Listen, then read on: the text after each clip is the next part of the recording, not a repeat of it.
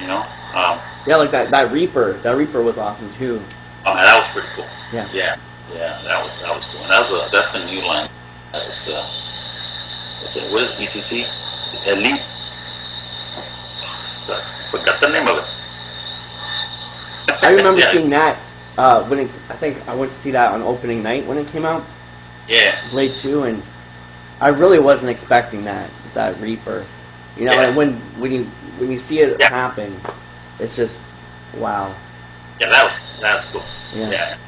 I mean, I wouldn't say I'm a hardcore fan of the Blade movies, but I do like them. Mm-hmm. But this Reaper, somehow that character is just so cool looking.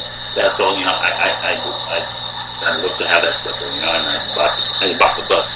I'm waiting also on the 1/3 scale mechanic. That looks pretty cool. That's cool. So yeah, so I'll be getting those eventually. So that's cool. Yeah. Yeah, all that stuff. It movie magic. It just gets me. Like they just don't do it like they used to. Like, yeah, that's true. You know, it's I don't know. I'm way more into the practical. A lot of times, like I'll watch a movie now, and if it's like the CGI, it just kind of takes me out of it a bit. Yeah, I agree. Exactly. Yeah, it has to be really well done, but still, you know, it's CGI, and somehow it's it took the mind blowing away. You know? Yeah.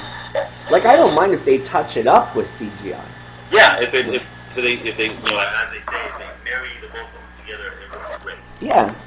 I agree there. Yes, exactly. But when it's everything just CGI, it just doesn't do it for me. Yeah. Yeah. I was showing my girlfriend the other day. I was showing her Never Ending Story, a couple of clips from that, from like the practical, and she was like pretty blown away by that. Like the turtle, and like the wolf, especially the mork at the end. Exactly. That freaked me out when I was a kid. Yeah, all that stuff is cool, you know. And you look at them, and sometimes they look like puppets or whatnot, but that's what makes it, you know. Yeah. They're there, they're on screen, yeah. They're alive, you know. That's way cool. Yeah. I miss that.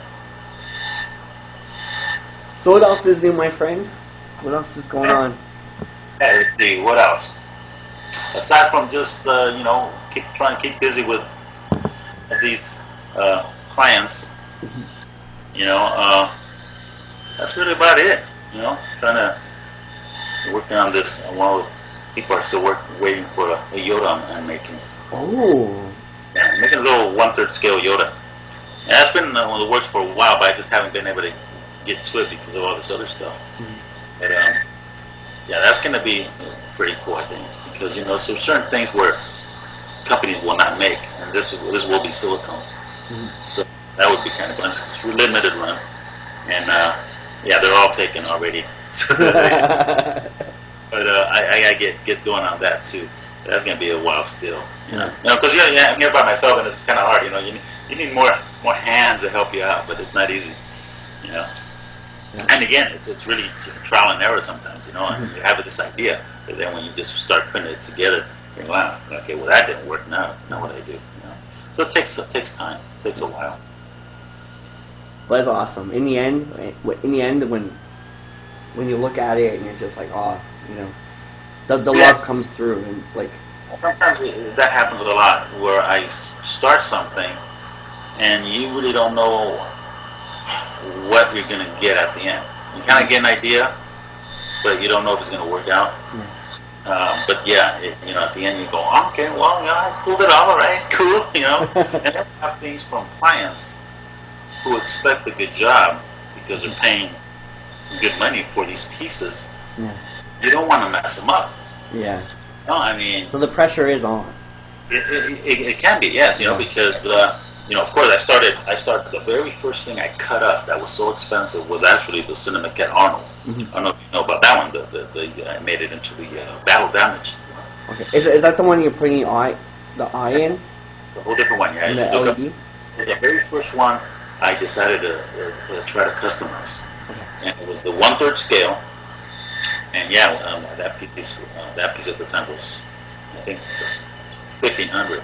You know, I eventually got on eBay for like $2,000, but I wanted to have the battle damage look. Yeah. So that was the first one that I literally cut up. That you can say was a very expensive piece to do so. Mm-hmm. So you're here saying, okay, well, I'm going to risk it, I'm going to try it, and you have to make it work, because if you don't, man, that's almost $2,000 down the drain. Yeah, yeah. You know? So, but then I said, well, it's my piece, and I'll do whatever I want with it. I'll try it out. If it might mess up, I'm screwed, but that's about it. You know, the second one was the Predator, also the 1/3 scale. That was Steve Wang sculpted that one, and it's an amazing piece. And then what I wanted to do with that one is close the mandibles, because these opened up. Close the mandibles and added a mask, and then also added a little light. So that was the second one that I really cut up, you know, and you're looking now at a piece that is now worth over $3,000. Wow. You know, so that was a tough one. I go, oh man, I better make this work. But yeah, so once I did that and put them on YouTube, that's how people started getting to know me, saying, okay, well, can you do this for me? Can you do that for me? And that's where it gets kind of scary, because these people are you know, shelling out this money for this piece. They're trusting you to hopefully make it better. And here I am, cutting not only to pieces that were mine, now I'm cutting to pieces that are other people's. Yeah. That is their hard-earned money. Yeah. So you have to make it work.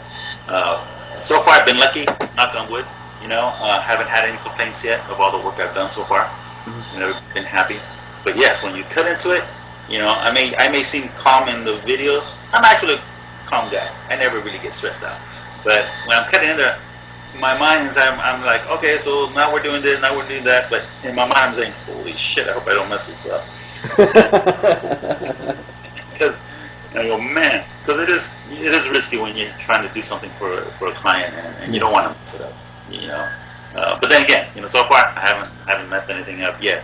I guess if that were to happen, you know, what is it to do but to, you know, not necessarily refund their money, because sometimes it's not what the money counts. It's what it's the treasure they had. You know? That's acceptable, and for you to mess it up and then they don't have it back, money's not going to do it. So I guess hasn't happened yet, but I guess the only alternative would be to find one, and it may cost you an arm and a leg to get it for these guys. So you have to not mess up. Yeah. You know. Oh boy. But you know, all this stuff is fun, and what's cool about it is that many people have different ideas. Mm-hmm. So everything is different. You know, I mean, I'm not doing really always the same thing. You know, it changes. So that's what's kind of fun about it, that everything is different. There must be a lot of demand too. There is actually. Like, you must get a lot of requests. I do, and sometimes I do have to say, you know, I don't say no, I can't do this job. I would just say, you know what, right now I'm pretty booked. If you're in no hurry, you know, then you know, get back to me in 2 months or 3 months. You know, and most of the time they're pretty cool about it.